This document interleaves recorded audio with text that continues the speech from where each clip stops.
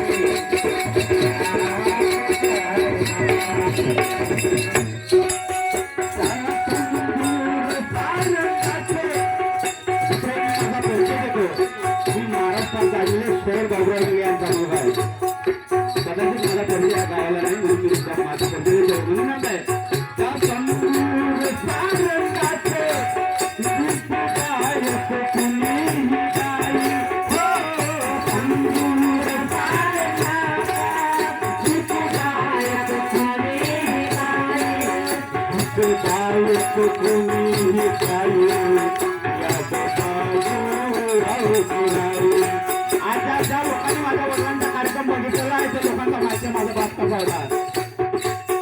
गीत गायक कुणी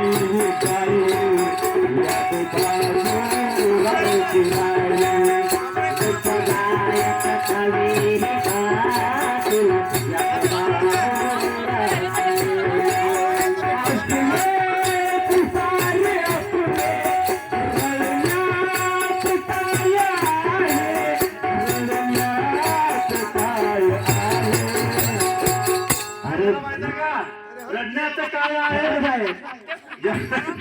नाही सांगू द्या ना हो अरे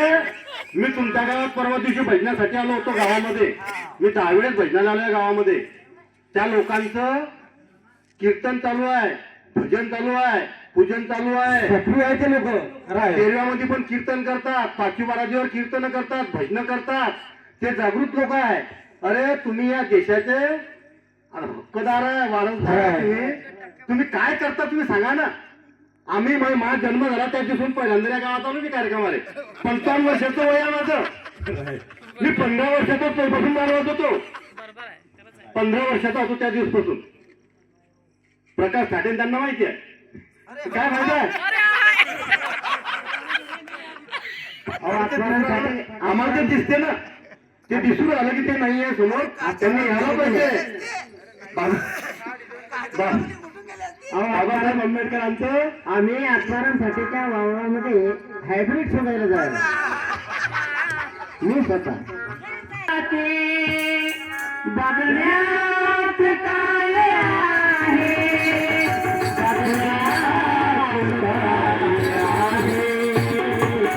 अरे जर जीवनात भीम नाही नाही नाही. अरे तू तुमच्या जिंदगीवर जर तुमच्या जीवनात जर बाबासाहेब नसेल तर जर तुमच्या जीवनात भीम नाही, बघण्यात काय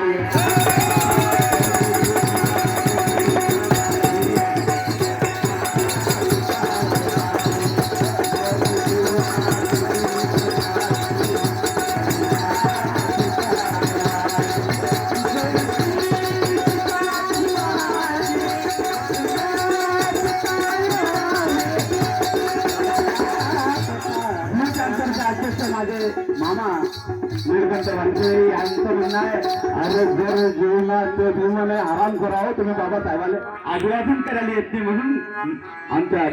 मामाचं म्हणणं आहे. अरे जर जीवनात भीम नाही जगण्यात काय